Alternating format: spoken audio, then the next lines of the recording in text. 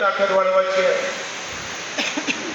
आम्ही एक लक्षात घ्या, आम्ही जेव्हा उभं राहतोय, बच्चू कडून 20 वर्षामध्ये जी प्रामाणिकता दाखवली आहे, ज्या पद्धतीनं सामान्य माणसाबद्दल एकनिष्ठ दाखवली आहे, आम्ही सत्तांतर केलं असं पण सामान्य माणूस नाही सोडला. आम्ही आमच्या अजेंड्यात सामान्य माणूस होता.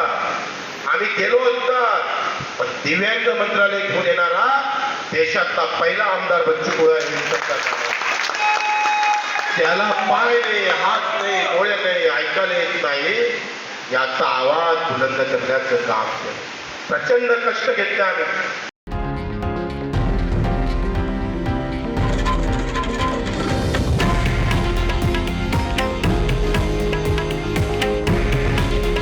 हे आहे देशातील नंबर 1 न्यूज नेटवर्क आणि आपण पाहत आहात TV9 मराठी. काळजी तुमची, हित महाराष्ट्राचं.